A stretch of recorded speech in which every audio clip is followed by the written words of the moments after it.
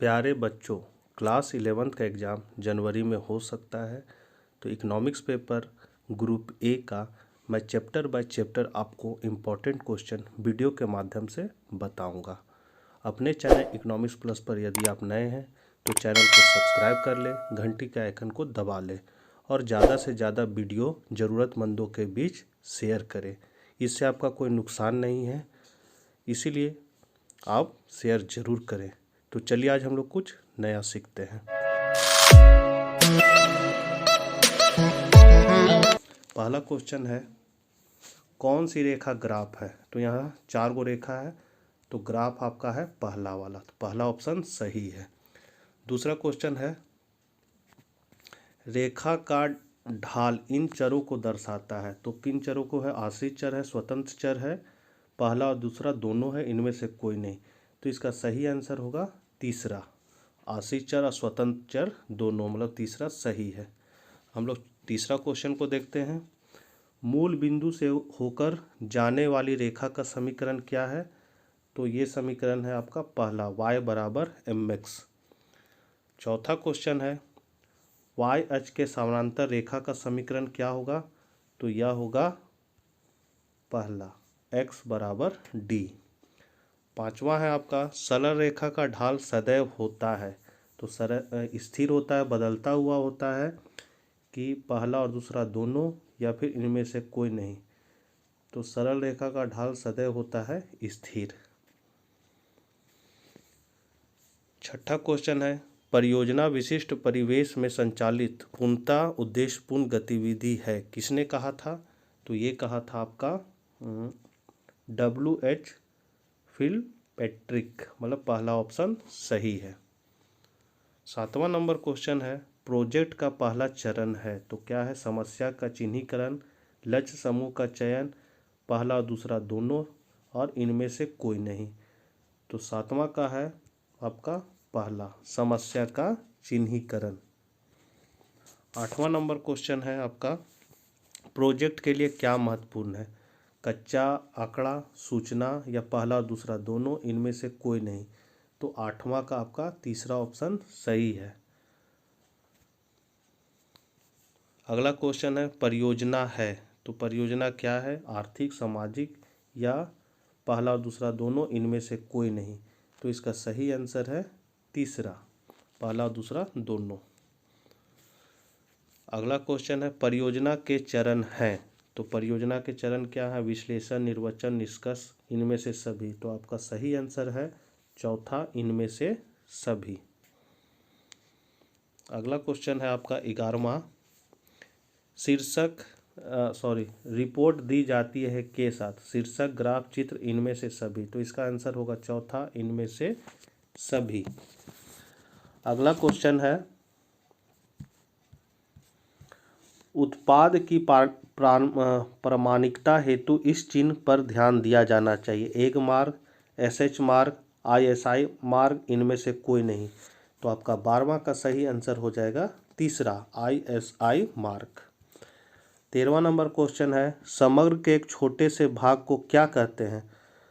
तो इसको हम लोग कहते हैं जनगणना, निर्दर्श ऑब्लिक प्रतिदर्श, राजस्व, प्रश्नावली। तो आपका सही आंसर है दूसरा, निर्दर्श प्रतिदर्श। अगला क्वेश्चन हम लोग 14 की ओर बढ़ते हैं। निम्न में से कौन सा चर खंडित है? वजन, ऊंचाई, छात्रों की संख्या, इनमें से कोई नहीं। तो 14 का हो जाएगा सही आंसर छात्रों की संख्या।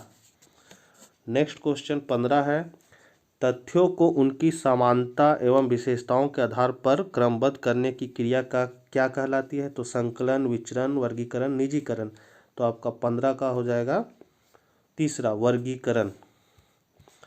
अगला हम लोग बढ़ते हैं 16, जब निचली और ऊपरी दोनों सीमाओं पर विचार करते हैं तो ऐसे वर्ग क्या कहलाते हैं?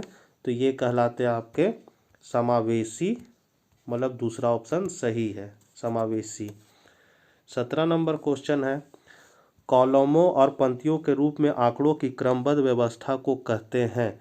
तो सारणीय, वर्गीकरण, अनुसंधान या सहसंबंध। तो हम लोग कहते हैं उसको सारणीय।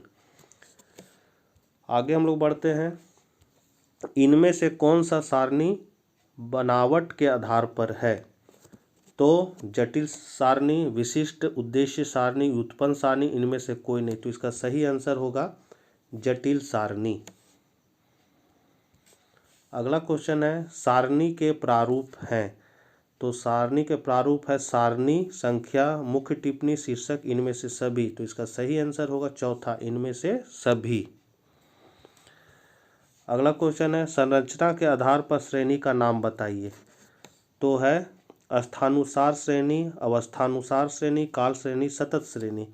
तो संरचना के आधार पर श्रेणी हो जाएगा आपका सतत श्रेणी। तो हम लोग चौथा ऑप्शन को टिक लगाएंगे। आगे हम लोग बढ़ते हैं 21, कृत्रिम आधार रेखा। तो क्या है? बिंदु रेखीय चित्रण में आवश्यक है। दूसरा, बिंदु रेखीय चित्रण को स्पष्ट करती है तथा आकर्षक बनाती है। तीसरा, पाई चित्र बनाने में उपयोगी है। इनमें से कोई नहीं। तो इसका सही आंसर होगा आपका दूसरा, बिंदु रेखीय चित्रण को स्पष्ट करती है और आकर्षक बनाती है। अगला हम लोग बढ़ते हैं 22 में, बहुगुणी सारणी में होता है। तो क्या होता है? एक विशेषता, दो विशेषता, बहुत विशेषता, इनमें से कोई नहीं। तो इसका सही आंसर है आपका तीसरा, बहुत विशेषताएं। अगला क्वेश्चन है दो चरों की बारंबारता वितरण को किस नाम से जानते हैं? तो हम लोग जानते हैं एक विचरण वितरण, द्विचर वितरण, बहुचर वितरण, इनमें से कोई नहीं। तो इसका सही आंसर है द्विचर वितरण। अगला हम लोग बढ़ते हैं 24 की ओर, सारणियन का आधार है। तो सारणियन का क्या आधार है? तो इसका आधार है वर्गीकरण।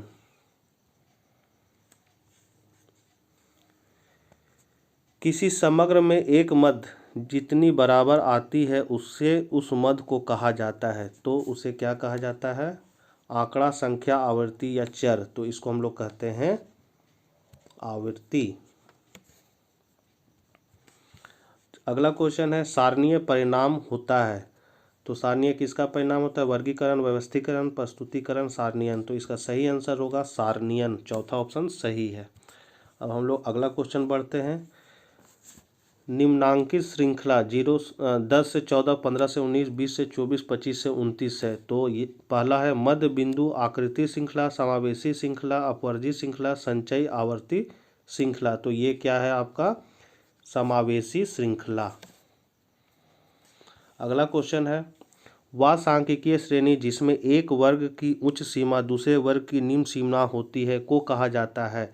तो इसको हम लोग क्या कहते हैं? समावेशी, अपवर्जी, संचय या मध्य बिंदु श्रेणी। तो इसको हम लोग कहते हैं अपवर्जी श्रेणी। अब हम लोग अगला बढ़ते हैं 29 नंबर क्वेश्चन, एक दिए गए विस्तार विशेष के अंतर्गत सभी संभव मूल्यों को लेने वाले सांख्यिकीय श्रेणी को कहते हैं। तो क्या कहते हैं? खंडित श्रेणी, व्यक्तिगत श्रेणी, सतत श्रेणी या खुले सिरे वाली श्रेणी। तो इसको हम लोग कहते हैं सतत श्रेणी। तो 29 का 3 हो जाएगा। अगला क्वेश्चन है समयानुसार वर्गीकरण में आंकड़ों के वर्गीकरण का आधार होता है। तो समय, स्थान, गुण या फिर वर्ग अंतराल। तो इसका सही आंसर हो जाएगा आपका समय। आगे हम लोग बढ़ते हैं, वर्गीकरण आंकड़ों को व्यवस्थित करने की प्रक्रिया है। तो क्या है? विभिन्न स्तंभों में, विभिन्न पंक्तियों में, विभिन्न स्तंभ व पंक्तियों में विभिन्न वर्गों से संबंध तथ्यों के समूहन की। तो इसका सही आंसर है चौथा, विभिन्न वर्गों से संबंधन तथ्यों के समूहन की। अगला क्वेश्चन है भौगोलिक वर्गीकरण का आशय व आंकड़ों के वर्गीकरण से है। तो काल के अनुसार, स्थान के अनुसार, गुणों के अनुसार, वर्ग अंतरालों के अनुसार। तो इसका सही आंसर होगा स्थान के अनुसार।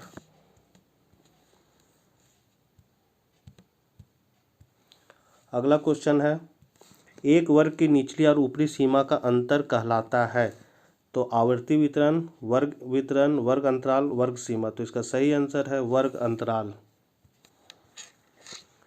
शीर्षक के ठीक नीचे लिखा जाता है सारणीय संख्या, पाद, टिप्पणी, मुख्य नोट, स्रोत। तो हम लोग लिखते हैं मुख्य नोट। 34 का 3 हो जाएगा। आगे हम लोग बढ़ते हैं, एक सारणी के स्तंभों को दिए जाने वाले शीर्षक को कहते हैं। तो क्या कहते हैं? इसको हम लोग कहते हैं स्तंभ शीर्षक।